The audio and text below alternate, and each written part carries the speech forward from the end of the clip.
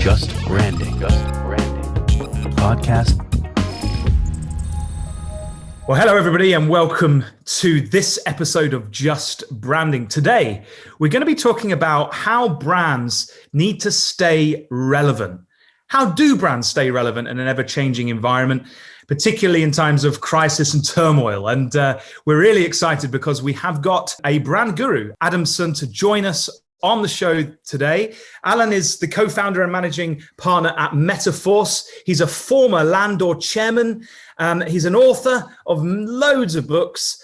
Check his books out. They're really cool. And also he's a contributor to Forbes and other, really high flying magazines. So we're really privileged to have Alan with us today. Hello, Alan. Welcome to the show. Thanks for having me. And after that introduction, I should probably say thank you very much. We should cut it and it will all be downhill after that. No.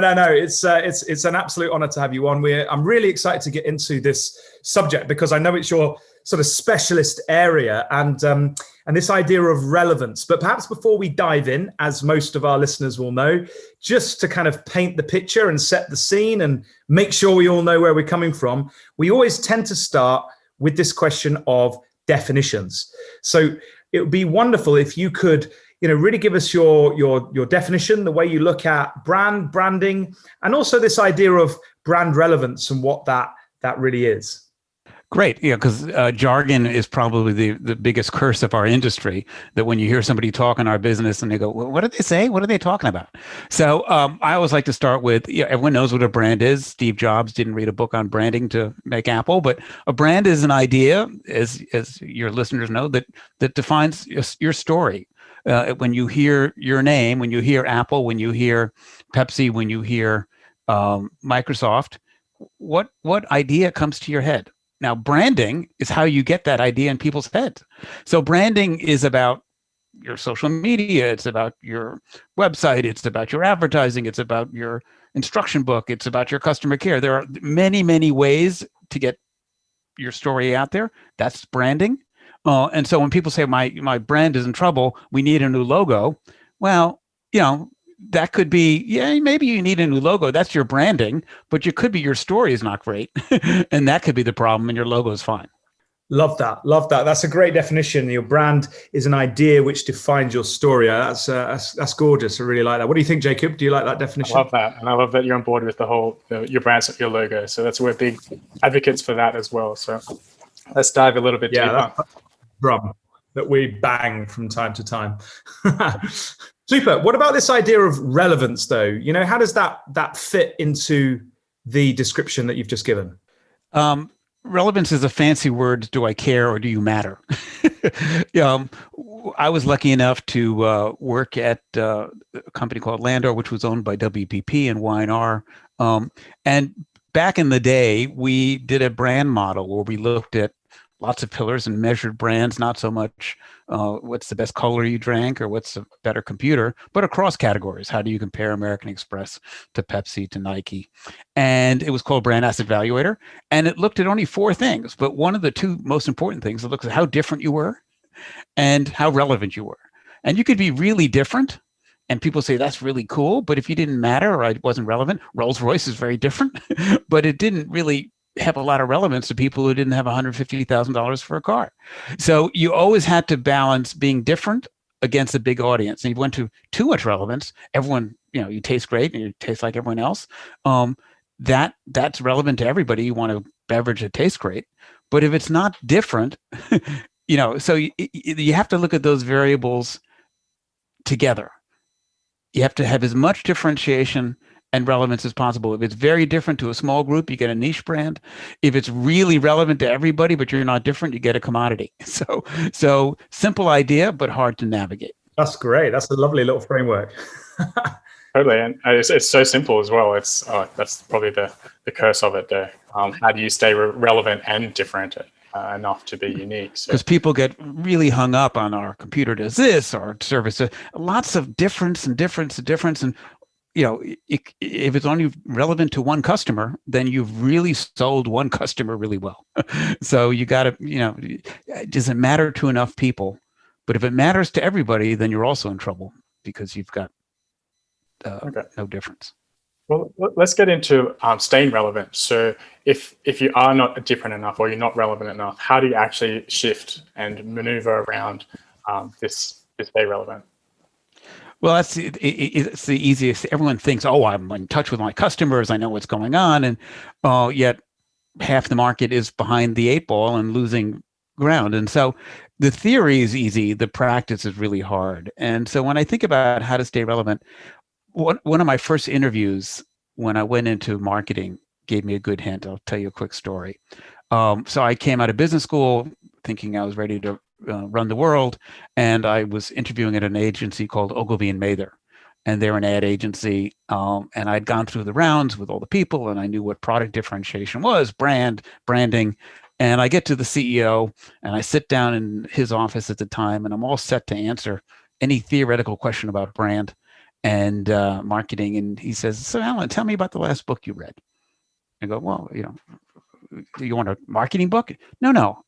Tell me the last book you read. And then he talked about, tell me the last time you went to a show, what you see, what movie did you go to? And finally, I caught on that he didn't want to talk about branding or marketing. He wanted to know, what I was doing outside of business. And after I was lucky enough to not mess that up and get hired, I went back to the chairman at the time, a person named Ken Roman, and I said, so why did you ask me about my last book? Because look, I know marketing. My team figured that out, but we need to be our clients' eyes and ears. They're going to be in bubbles worrying about making the best tasting soft drink or the best golf club. If our team isn't looking out and seeing what's going on and stepping out of that little silo and mapping, then we're not going to be of value to our clients. And so one of the most important lessons I think we can all learn is to stay relevant. Just take your nose away from your phone screen and try to look up and watch some television and watch some comedy, go to a concert, go to an art exhibit, get out of your bubble, because if you don't see the horizon, you're not going to be able to stay relevant. I think that's so true. And I think the other thing that I often find is, there's this concept of diversity, and we sometimes hear that in business circles from the context of race, gender, sexuality, or whatever. But diversity of background and diversity of approach is probably a better way, perhaps a little bit more valuable. Obviously, those other kind of things bring that. But from a thinking perspective, that's why you want diversity in a team, because you want people who are curious, who are out there, who are relevant, and finding out what is relevant within completely different pockets of society. And I think that is absolutely crucial, that curiosity, right? Why are people doing that? What is that over there? And I think you're absolutely right. A major thing we found in the research when we looked at lots of companies, big and small, has lost relevance. One of the things that typically there's never one cause, you lose it for many reasons, but one of the driving things was when we looked at their team, they all had gone to the same school, they all lived in the same neighborhood, they all went to the same movie, and they saw the world through one lens. And if you're going to be able to see change doesn't happen right in front of your nose. It happens on the fringes. And if you have people that come look at the problem with different lenses, different cultural background, different educational background, different geographic, you are more likely to see change happening sooner. Absolutely. And spot the trends before they smack you in the eye, Exactly. And it's too late.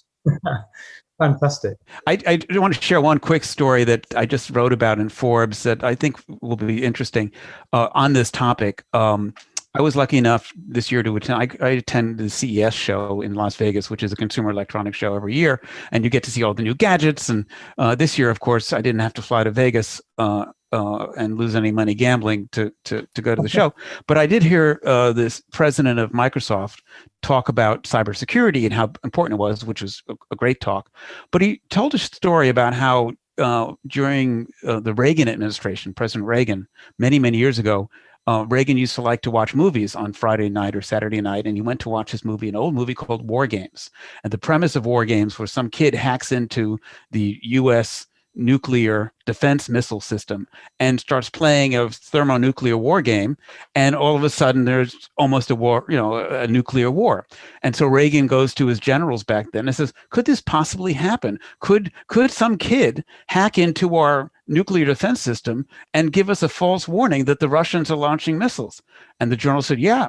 And that was the beginning of cybersecurity. The point of that story was, if Reagan didn't get out of his bubble and stop reading briefing documents, now he was a movie guy, and look at, something out of science fiction at that point, something out of their bubble, he would not have been able to see a potential idea. So it happens in companies, business. Get out of your bubble, bring other viewpoints in, have good arguments about what the future is and what's real, have debate, and you'll be able to stay relevant. Yeah, it's so important. And the fact that you have to know the customer and the marketplace as well as your own company, you really do have to have your ears and eyes wide open in terms of what is out there, and just have your ear to the ground, right, to understand what's going on. And that is why I think strategists have such a, they do have so many different skills to bring to the table, and have different, points of view to actually advise people on the right strategy and the right way to go about branding, and know when is the right time to change. So I think this is a great way to look at it. Let's kind of focus in on that from an organizational perspective, right? Brands are obviously created and run by businesses. And so, it'd be interesting to hear your thoughts on an organizational level. Why is it that some organizations, find it difficult to have that perspective that we've been discussing and that you've mentioned, of kind of looking around, looking in different pockets, and spotting that they might not be as relevant as they were, and why do they struggle doing that, and how could they begin to overcome that? This is a simple one. We found, again, there's not one thing they're doing that makes it, but I was lucky enough to work at Unilever for a part of my career, which is a large consumer packaged goods companies. And while there, I spent a lot of my time worried about Procter & Gamble and Colgate. At lunch, we talk about, do you see what Procter did? And I found the same thing when I had the privilege of working with Pepsi. Pepsi, we talk about what people want in a beverage, but lots of time was spent, did you see what Coke did yesterday? And so what we found in the research was that too many people are playing tennis and not golf. And I'll tell you what I mean. I play tennis badly, but one of the ways I try to play less badly is really focus on the person right across from me and hit the ball where they're not. And so companies that are totally focused on following what Coke does and following what Unilever does, they are not going to see what's going on. I play golf even worse, but when I'm playing with somebody in golf, I don't pay that much attention to them. I'm trying to not hit the ball hurt somebody, but I'm focused on the ball and the wind and the terrain. And so the point of this is, most companies are focused on the person right in front of their nose. If you've got a dry cleaner, you're worried about the dry cleaner next door. If you've got a company that does technology consulting, you're worried about the two technology consultants right in front of you. And you've spent a lot of your time worrying about that. Yet, as we all know, disruption does not happen usually from the person right in front of you. Gillette I worked with them. They were really focused on Schick razors, but they didn't get their clock cleaned by Schick razors. There was some kid in LA who did Dollar Shave Club that reinvented the whole world. And so if you look at disruption in major categories, rarely does one competitor totally disrupt number two. So with that in mind, how would you say, organizations can keep an eye on that? Because it's so hard, isn't it? Well, it's a natural instinct, I think, for businesses to have their competitor set, the market category that they look at, and they've analyzed, and they kind of keep on top of that. And you're absolutely right. Often the disruption doesn't even come from any of those organizations that they all think that they're competing against. Consumers look at things don't have those competitor maps stuck up on their walls, do they? They think about it very differently. So how do you suggest that companies get more on board with how that works? I think part of it is asking, just observing, being a better observer. If you ask consumers, what do you want in a pizza? They're going to give you what you expect. I want tomato sauce, and it has to be hot. And what you need to do is, either observe how they're behaving, because I think the best marketers are probably closer to comedian Jerry Seinfeld as opposed to a true marketing expert, because Seinfeld had the ability to look at what people were doing, goes, that's strange. Why are people doing that? So when you're asking questions, when I do research, we were working for, go back to Pizza Hut, and we said, to consumers, what do you want in pizza? We get an expected answer. If you said, gee, if Pizza Hut went out of business, what would you do? And they go, oh, I might try Domino's, or I might go, and so if you ask good questions, if you observe people, if you look at what's happening more than just trying to validate your hypotheses, and you have to have a bit of paranoia. The best marketers are always worried that, did you like it? Is this going on? And and if you get complacent, you also get into trouble. I love looking at just observational. I love Seinfeld and his observational humor. It's just like we do some stupid things sometimes, and like I think you'd find that as well. Like if you go observe like in different businesses, we do just follow habits, and we get into certain patterns, and we go to the same brand, but there could, and then most definitely is different options that could be had if you just do a little bit of research or a little bit more, I guess, digging or different thinking, and you can come up with a new product or find a gap in the market or whatever it is. Yeah, or typically we often try to put a prototype or something, and people say, well, I'd like pizza that has to have this, and if you say, well, what about a pizza that did this, even if you have a drawing or a picture that you made yourself and you popped in the toaster, you go, oh, that would be cool. And so they can't see around the corner, and you've got to give them some help to see around any corner. So how do you actually go about, I guess, testing these ideas? Like if you've come up with something new, or you've found a little gap in the market, or you have this disruptive idea, how would you go about testing it to see if it is actually going to work? Yeah, there's no right or wrong answer, but what typically we found works best is you have the type of team that's going to perfect it and polish it and massage it and spend 6 months trying to get you the perfect blank. And then they go out and people say, and they go, well, what's wrong with it? And it's far better to quickly get something conceptualized. With technology, you're on a computer, you can make almost anything look real, make it real, and go out and say, what do you think of this? And then plan to iterate. Because if you look at what's successful in most brands and most new businesses, it's not necessarily the idea that's that original.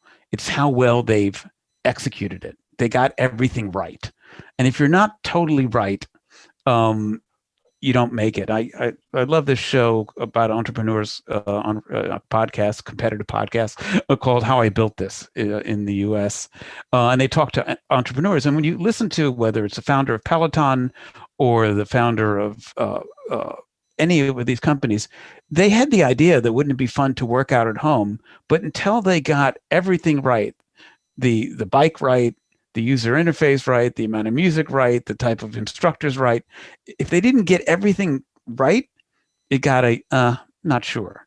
So the trick is, if you're going to try to do something, don't be precious about it. The sooner you get into a cycle of showing, refining, the better chance you'll have of nailing it right than you would if you keep it in the lab and you keep on agonizing over, I think we'll just change the font on page 2. Okay, so being agile and reiterating your concepts. That makes total sense. And it sounds like, just let's go down that example of the cycle company in terms of like, what were they actually doing to see what was right? Like, are they interviewing customers? Are they doing UX tests? Or like, what are they actually doing behind the scenes to go about this in an agile manner? Yeah, it's when you're trying to innovate, realize that people are always comfortable with what they have, and to get them to change, it has to be right. So typically, if you're going to try something new, you need to be comfortable with, no, I don't like it. No, that's not working. And you've got to lean into that and say, well, what about if I did this? Are you sure you want to try it? Because I think consumers are creatures of habit. And if you're not prepared to, people are just more comfortable with buying the same beer, going to the same bar, drinking the same beverages, eating the same. So everyone is in this habit, of just being comfortable with what is. Getting people to try something new is really hard. And if you just give up in the first bit of friction, you will forever be in your drawing room trying to imagine what could be. Yeah, convenience is absolutely king, and familiarity is part of convenience, isn't it? Right. So when a new thing comes along, it kind of makes people feel a little bit uncomfortable. I guess to all of these points, the idea here is that we stay close to customers, right? We stay close to audiences. So I just wondered if you had any thoughts on, audience identification, and how actually, if you're iterating, if you're growing as a brand, how you might, stay close to customers. I think it's one of the easiest things to say, great question, and the hardest to do, because you get so busy. The more successful you are, the more busy you get in just doing what you did yesterday. And you get into this, if it ain't broke, don't fix it. And you talk to senior executives about how they spend their day, and they're in meetings. They are, and the more successful the company, the more meetings. I had a conversation with the senior people at Facebook when we were doing research for the book. And he talked about when you're on an important project at that company, you get a hall pass. You get to get rid of almost you can bow out of every meeting. You don't have to go to the HR meeting. You don't have to go to because you speak to most executives and companies, and the first thing they'll tell you is, well, I can meet you a week from Tuesday at 3:00 between 3 and 4. And you can't get anything done that way of importance. You've got to be able to clear your head. So part of success is getting out of, although it's hard to do right now in the pandemic, but getting out from behind your desk. I think the most successful marketers never stop walking the aisle of the supermarket or going out into the marketplace. My father-in-law was in the shopping mall business many, many years ago. And, after he retired, he used to take me and walk the mall. And he would say, this is why this store is here. Look what's going on here. And he is long retired, but it was in his blood to just constantly be walking through the mall and seeing the new, what was in the middle here, why that store went under, why. And you have to have that sort of fascination with the marketplace. If you just want to pick up a report on Thursday and say 22% of consumers are finding blue not that interesting anymore, you will ultimately not be successful in marketing. So what would the telltale signs be, that maybe, say I'm running a brand, or I'm working with a team building a brand, and we're analyzing the brand, or together. What would you say the telltale sign would be that would be like red flags, like, hang on, we need to change something here, something is not working? Yeah, the one that everyone uses is the one that's too late. Typically they get worried about this when sales start going down. Oh my God, sales are going down, we better do something. Because when sales are going up, it's, oh, don't touch this, this is all great. Just do what you did last year and just add a little 10% to it. So the problem is, by the time sales are going down, then you're in that vortex like you watch on the drain when the water's going down, because then organizations get internally focused. How do we cut costs? What do we do? And if you wait till sales are going down to start innovating, it's too late. Companies that are successful always say, well, let's do the new innovation meeting on Thursday at 3:00. And Thursday at 3:00 comes, and we can't do it today. We have a supply problem in Cleveland. And so that never happens. You need to get into the headset that you're losing relevance every day, and you have to be a little paranoid to survive. And you need to assume that every day you have to reinvent. If you leave yourself, we'll look at it in our annual review, and then we'll look at what we're going to do. Too late. If you wait for sales, way too late. Yeah, I think that's super wise what you've just said there. I always say to my clients, you've got to kind of design your calendar of events for the year, if you like, and innovation and listening to customers has to be part of that, like somehow. So as a leadership team, what reports are you getting on what the market's saying? What reports are you getting on customer insight? What report are you getting on the future innovations from your innovation team on how they're addressing the customer insights? And if you've not got that as part of the clockwork of your business, then your brand's going to struggle pretty soon, unless somehow you've hit a golden thread and you're just kind of swinging on that for a bit. You are going to lose relevance, particularly in the fast-paced markets that we are working in at the moment, right? Yeah, and it gets back to the points you raised earlier that you have to look at things with fresh eyes. Another problem is you get complacent, you think you know the category, or you get arrogant. This is how we do things. This is why people eat cornflakes. We make the best cornflake. And you look at companies that have failed, it's because they got so confident and arrogant that they just said, we know what we're doing. And part of it is to bring somebody onto your team that hasn't spent 15 years in the insurance business. Because when you look at how people recruit, it's, if you want a job here at P&G, you need to have been in packaged goods, and you need to, and so you end up siphoning out anyone who could come in and look at your problem and do a little bit of the Jerry Seinfeld. You ever wonder why, why are people doing this? This is crazy. Because you lose fresh eyes. You lose fresh eyes. So what are your go-to stories for this, right? Because whenever I'm talking to business people, right, there's two classic, very boring go-to stories that everyone's heard. So you've got Kodak and Blockbuster. So hang on. So let's start with Kodak. Kodak had the digital camera before digital cameras were a big deal, right? And so, but because their business was all about processing prints, they didn't sort of really emphasize the digital photography side of things, and then a competitor just came and swept them under, so and obviously now we're all digital, and Kodak, where's Kodak, and the other one, Blockbuster, is they had this whole cumbersome kind of renter DVD situation, and then Netflix obviously just came along and completely undermined that whole system of things. So they're the two go-tos that I tend to go to. I don't know. Two other lessons we found when we looked at those two brands. So let's start with Kodak. Okay. I would thought that they didn't see the digital revolution coming. We spoke to their research. They knew 8 years in advance that, and they were inventing it. So they had the digital technology, they saw it coming, yet they still couldn't get out of the train coming through the tunnel. They just stood there and got totally run.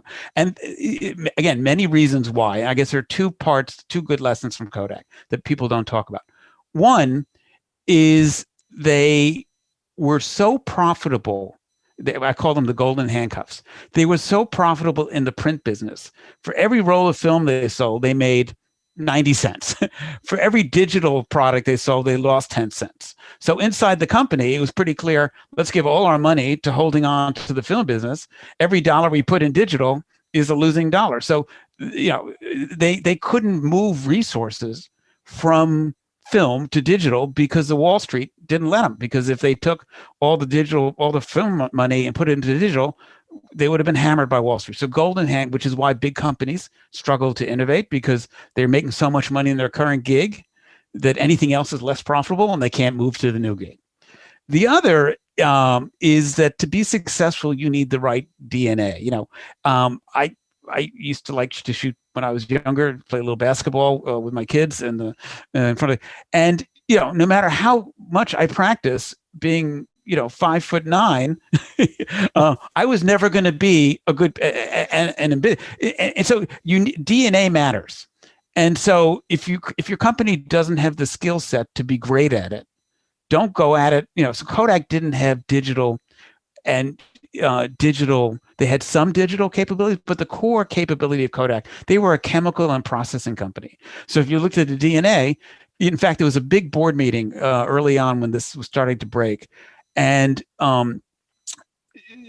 company, they owned a drug company, Sterling Drug, which was a large pharmaceutical company, because they made a lot of chemicals. They knew chemicals, and so they decided, do we sell it or not? And a group of the company wanted to keep it and build on their chemical stuff, and the other side, let's sell it and stay in photography. But they were culturally a chemical company. They had the DNA. So if you're a company and you're good at something, don't assume you can just switch gears, because the other important rule about shifting ahead is to be able to succeed in that new business. So going to your Blockbuster example, Blockbuster was a good retailer, but they weren't good at necessarily figuring out how to use digital technology or how to do DVD by mail. So, and they were making so much money at that point on the retail model, there was no incentive to invent something new. So I think those are classic cases. Golden handcuffs is one reason, but making sure no matter if you're going to switch gears, if you're not going to be tall enough to be a good basketball player, find some tall people and hire them and do it seriously. Don't just pretend that, we'll just do it okay, because the most important thing for long-term success is to be great at something. And if you're average at many things today, this phrase, average is over. You have to be great at one or two things to make it in business. And most companies tend to focus on, we're doing a little bit of everything. If you were to go into Blockbuster or Kodak back in the day in the boardroom meeting, what would you actually tell them? Well, I had the privilege of working with Kodak just as they were going through this drive into the sunset. Yep. And you could smell it in the culture, because they were so much about, this is the way we do things. We make film, we do the pricing. What we can do is we can, maybe put a magnetic strip on the film, but they were in the film business thinking about processing, and they were all scared of losing revenue. So they did whatever they could to keep the current model going. And they didn't really talk to the digital people. They were down in Atlanta. They were in different parts of California. And, the culture was up in Rochester. This is how we do things. And they had grown so profitable that they lost their agility. So, partly it is in that situation, it wouldn't be, you got to innovate and try something, because it would be like trying to teach, bears how to dance. It wasn't going to happen. You actually have to say the most important thing Kodak could have done was to take their $1 billion,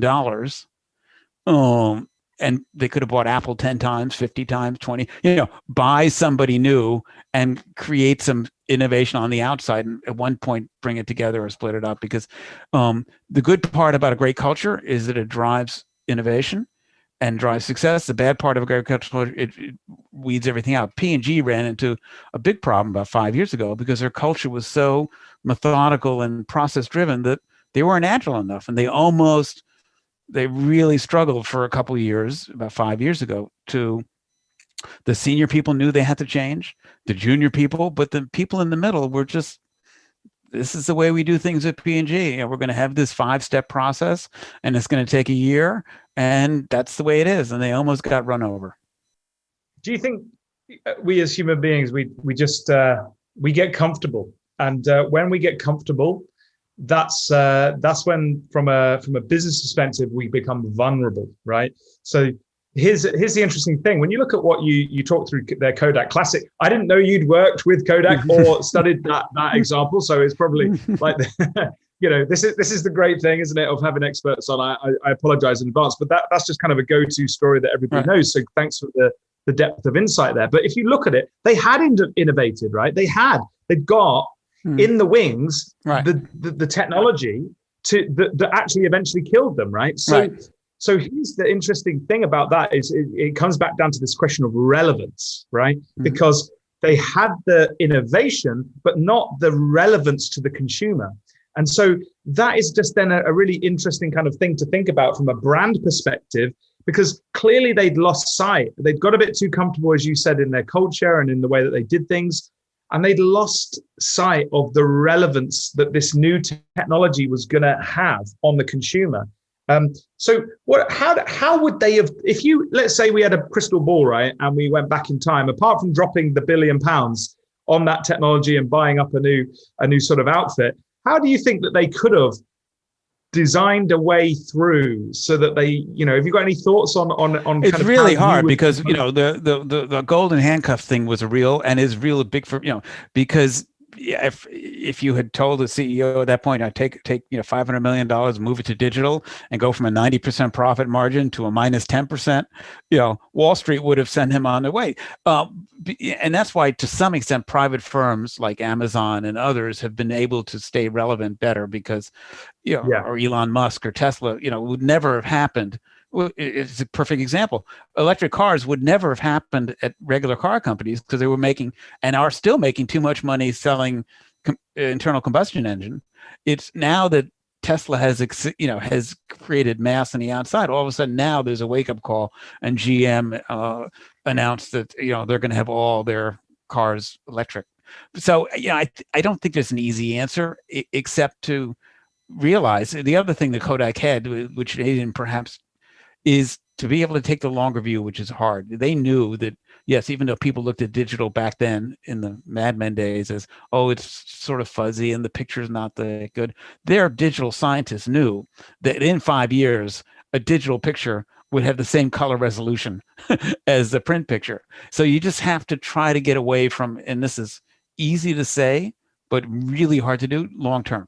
The companies that can somehow take a view beyond the quarter to quarter tend to shift ahead better than the companies that don't do that. But I don't think there's a magic formula. So long-term thinking. Thinking. Yeah. But what does that look like, Alan? Let me press you on this point, right, if you don't mind. What does that look like? Like, say you were going in consulting, I know you do a lot of work, you've written a lot of books around this subject. What does that look like practically? Like, so let's get down to some nuts and bolts, like from your perspective. Yeah, so I think, practically to get somebody to make a longer term versus shorter term, you have to make the long term more real, because otherwise long term, it's gonna, one day people want electric cars, but not today. Who's gonna want to charge a car? Come on. So the way we used to do that, and I still do to some extent, is to try to bring the future to life. So there's a film on the internet your listeners can look at, which was done by Apple in 1984. It was a vision piece to show where the world was going. And it had a professor talking on an iPad. They didn't have iPads back then, to somebody who was talking like Siri and saying, John, get me this, and just talking to the computer as on Star Trek or Star Wars. And they talked about how one day this is how we're going to communicate, through a tablet, no keyboard, just touch this, and it was incredibly real. And they were pretty close to accurate. But if you're going to do that for a company, you have to help your leadership understand this is what the world is going to be and make it real, supported with some research, so they understand that, as opposed to, digital photography is coming, people are going to shoot with digital film. Oh no, that's never going to happen. People are never going to do that. So part of your role as a marketing consultant is to try to make the future more real and try to bring it closer so people can take a leap and make a big decision. Another example that comes to mind is, Elon Musk, and just how he's always talking about like going to Mars, talking about it to make it seem more real, and eventually it will happen, right? Yeah, and I think that is, he's making it more real. But I think you're looking at, if you talk to people who work with him, you need to. He didn't succeed. The first prototype electric car came out. It was not really good 15 years ago. Now, all of a sudden, the reason the big car companies are all saying, we better figure out electric, is because it is almost the same or even better in many ways than going to the gas station and putting petrol in your car. So, I think part of the best marketers are always able to, what we call have some peripheral vision, see around the corner. Because even go back to your question, Blockbuster really didn't see the future of the internet and digital sharing as well as Netflix did. I think a lot of what we've been talking about is alignment, both with the culture within the company as well as externally as well. So just making things relevant, different, and all aligned, both with the leadership, innovation, and the company as a whole. So, that's another symptom of companies to lead into that leadership thing. If marketing is just at the end of the train and here's we make it pretty and put a new logo on and do the packaging, it's really hard to stay relevant. And lots of companies get into trouble because they view marketing as just the icing on the cake. The better firms look at it and say, we need to start thinking about the brand in product formulation, in new ideas, in everything. Every part of the company is involved in a brand idea. And if it's only the marketing department involved in a brand idea, that's another warning, Will Robinson, something's going to happen, because then you're just painting the cars as they come off the production line. You're not thinking about what type of car to put onto the production line. I love all your metaphors. Great analogy. Yeah. Yeah, it's so true. Yeah, that multidiscipline team, that sort of multi-departmental thinking, in my view, is one of the big issues where innovation, is and brands, lose relevance, and because they're not joined up, they're not thinking. And for me, a phrase I always say all the time is kind of like brand strategy is kind of like glue, right? It sticks. It should stick everything together. Right. So everybody should know how the thing that they're doing plays into a bigger brand purpose and a brand audience, and how that has relevance or should have relevance to that audience. And if it doesn't, or they're not sure it does, then that needs to be raised, and that needs to be discussed, because that's a major issue. Whether or not it's somebody on a front desk in a retail store when they're allowed to open, and or whether it's a user experience on a website. All of those things need to be considered and thought through and ladder into something bigger, strategically, it seems to me.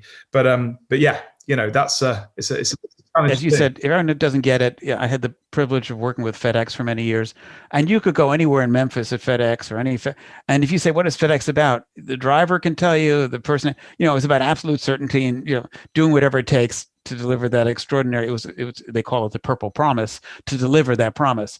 And so everyone in the company, from the people, directing the planes to land at the right time, to the people delivering the baggage, gets what the brand is about.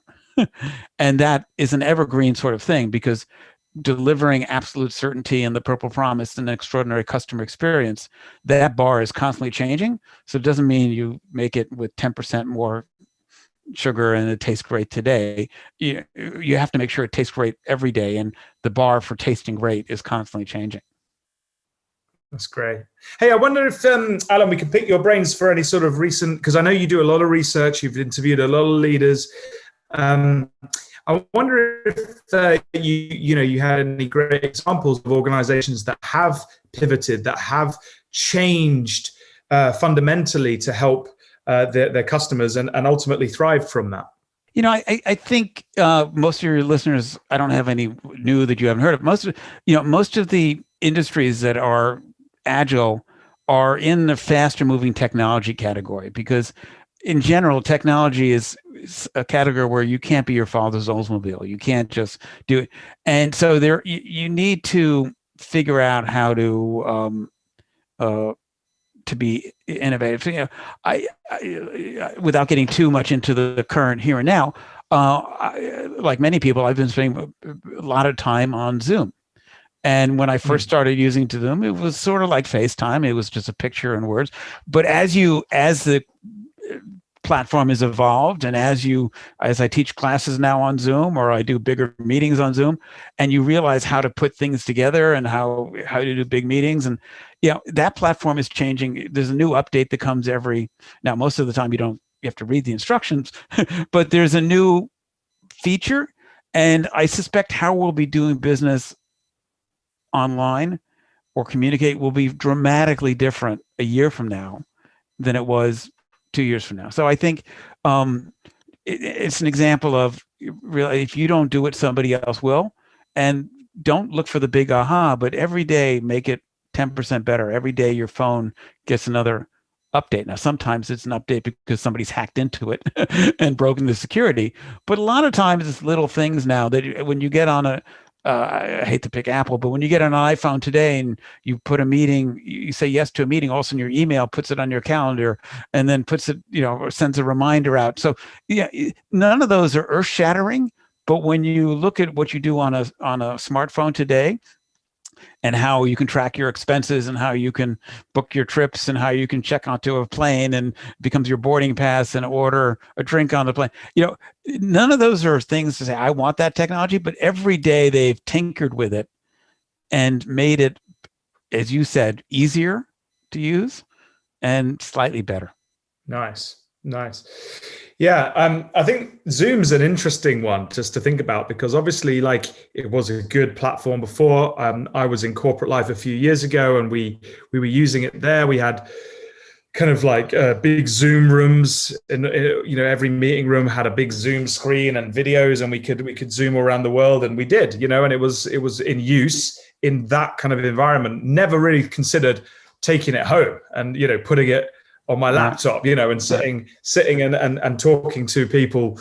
Just, I might have done it, but it wasn't really like high up on the agenda. And then obviously with the crisis, the COVID crisis, then it became like, it was just like a normal thing. And people like my grandma were like using Zoom, and people like that, like people you wouldn't even consider would have even heard of Zoom.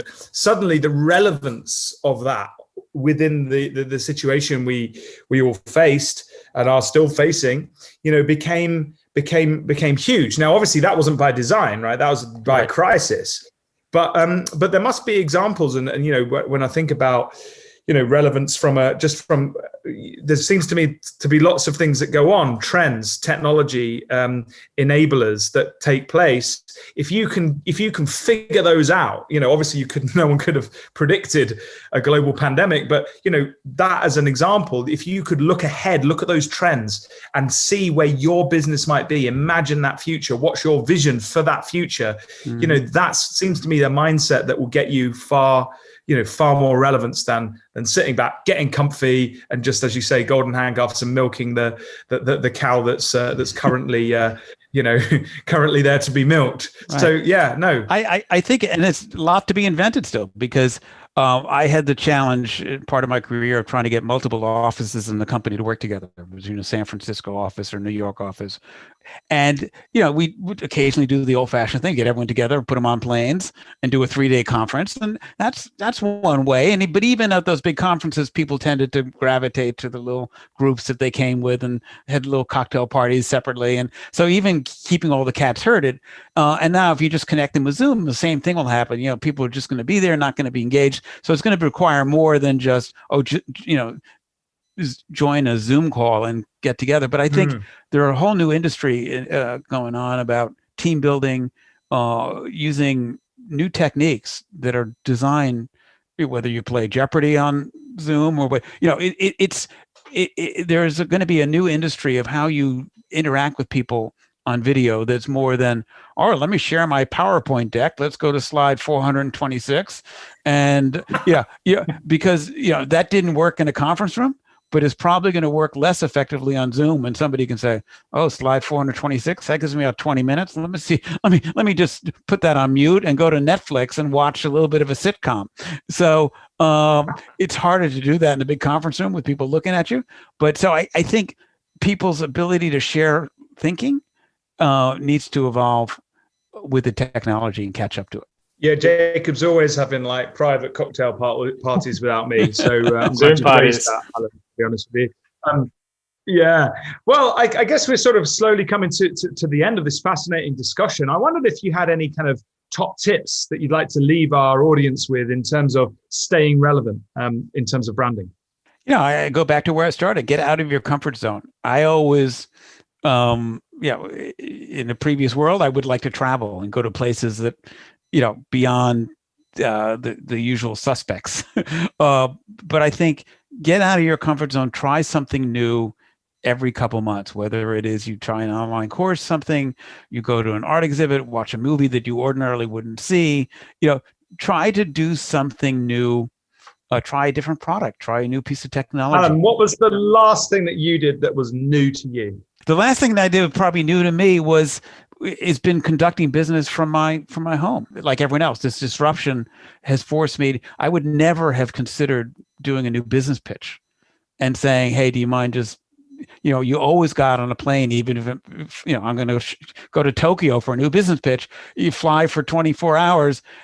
Now when you do a new business pitch, how do you create chemistry? How do you, other than, hey, here I am. And so it's forcing me to, whether it's produce more videos, try different content, be more dramatic, because a talking head doesn't work on network television unless that talking head is very funny, like a stand-up comic. So, you've got to be more creative in how you engage. Like that. Yeah. You know, Hilarious. Classic. Hilarious. Well, right. Well, so Jacob, any final questions for Alan while we've got him? Because you know, we've come into the end of our time. Just want to be respectful to him. Yeah. Where can people find you, Alan? And what books would you like to plug? Well, I think people can find me through the magic of hey Siri, look up Alan Adamson, because that's the easy way, or Alan at Metaforce.com. And you know, I Shift Ahead is my last book. It looked at why most companies say, you know, we're relevant and find themselves not relevant. And there are some great stories from nonprofits to public libraries, and what are they doing to stay relevant? No one goes to a library to read a book these days. So that's how they can get a hold of me, and that's Shift Ahead is the book they can scan if they're interested. Definitely check that out, folks. There's some really, really good content in there. So I guess that leaves me to say thank you so much, Alan, for coming in. Thank you so much for such a fascinating conversation about relevance and your tips and your thinking around how, you know, people really need to get into this mindset of thinking into the future, of long-term thinking, and you know, some of the thoughts playing around more how golf. they can do that. More golf than Play tennis. more golf. Play more golf. Let's end on that bombshell. So I'll definitely take that home and talk to my wife about that one. So great. Thanks very much. Take care. Have a lovely day. Thank you. Thanks for inviting me.